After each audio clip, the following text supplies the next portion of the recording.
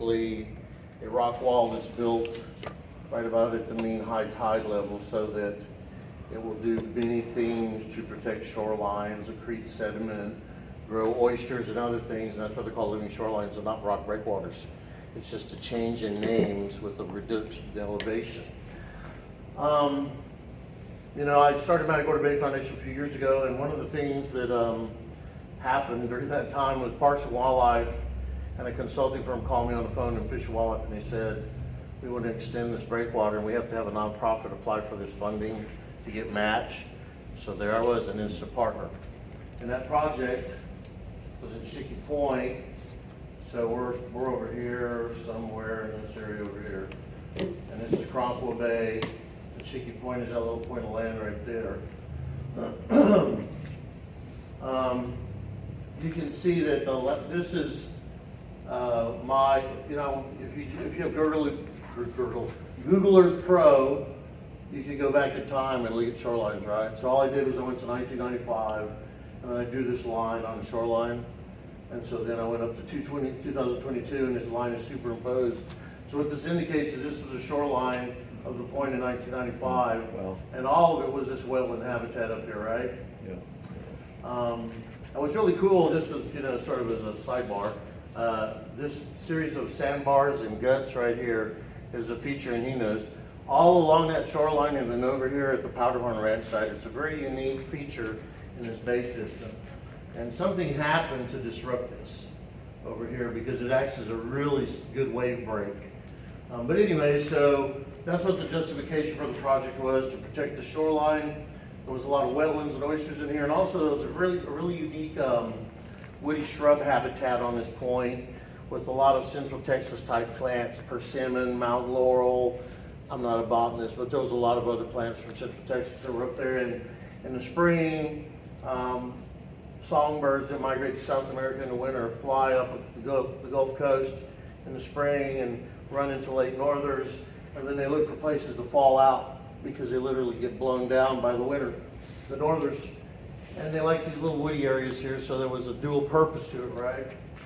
So in 2017, they built this, and you can see it ends right here at Tesoro, and it's a segmented breakwater. And just real quick, it started accreting sediment back here behind the breakwater. So it was working really good. It also helps that the current flow is generally coming this way. And so it was piling up down here in this end, but it really is getting shallow back here. RJ can attest to that as well. He's taking people kayaking over there. And this is a post 2017, as the thing says, follow-up photo of the rocks. And so you can see all these right here, little baby oysters. These are sea squirts and tunicates, and then a bunch of oysters and algae. And what's interesting about it is, you know, before they built this breakwater, all along that shoreline, there was concrete riprap, like over here in front of Magnolia or wherever. And, you know, I was talking to the consultant that was working on it, a former Parks and Wildlife buddy of mine. And I said, you know, it's odd, you know, you see all that concrete in Magnolia, there's no oysters on it, right? And we were like, why don't the oysters stick on this and they stick on concrete everywhere else? And so we started thinking, you know, well, maybe there's too much wave energy, right? So in the spring, when oysters start to spawn, you get the prevailing winds, you know, and it's just pounding that area, right? And maybe there's not enough calm water to let the oyster spat settle out and stick.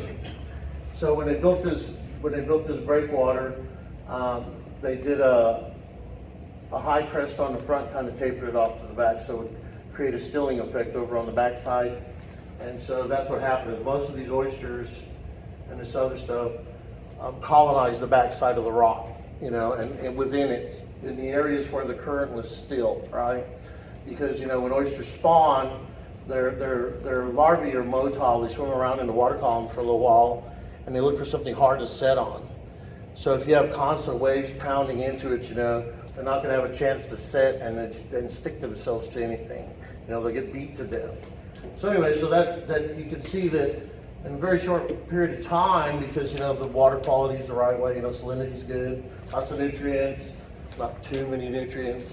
I think, I don't know, it's in Caraco. If y'all sample there, you might find out different. But these critters colonize the area.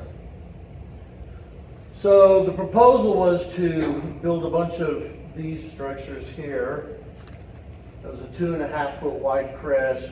The base was sort of very based on water depth and how they could get the 2.5 foot wide crest at the top.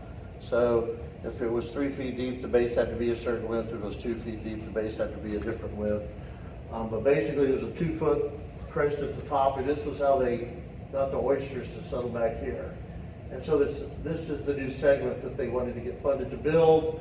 And it's also a staggered breakwater. And this, I'm not going to read all this to you. That was the purpose for building it, right? So it was a 3,000 foot extension of this breakwater here. How much of it's above the surface of the water? At high tide, you can see it showing. It's just barely poking up above. I'm sure as it settles, you know, I mean, they put geotech cloth under it, right?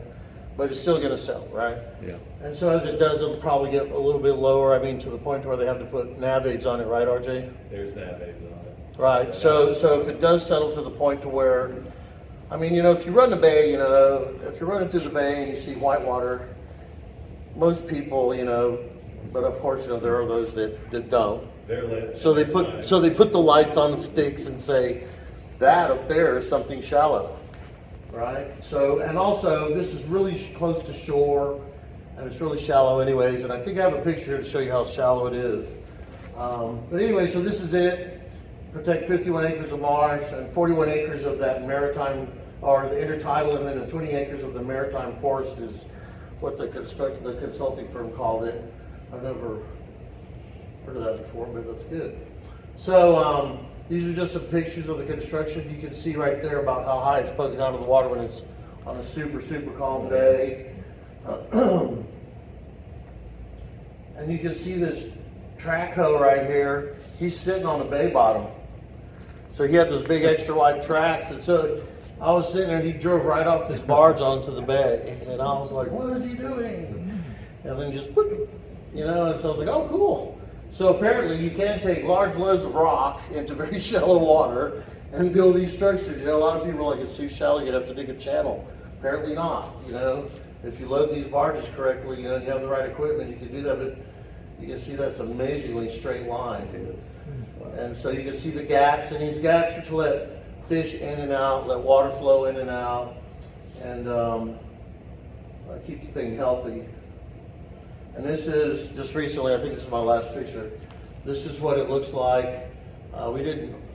We had kind of a frish or something. There was something that happened that impacted oyster spawn, you know. So you want a salty summer to get oysters to spawn good. It has to follow up with a little bit fresher fall to protect the babies, right? You don't want it completely fresh, but if you have either a wet summer or if you have a really wet late summer following the spat set, you don't get a real good spat set. Would you concur, RJ? Yeah, I think that's what they're doing at the oyster hatchery. They're kind of shocking them in the spawn. Right. So we have some algae, we had some oyster spat set, and that was, you know, they put it in, that had only been in the water maybe 2 months, 3 months, something like that. It was pretty quick. So yeah, it happens really fast, you know, and that's it.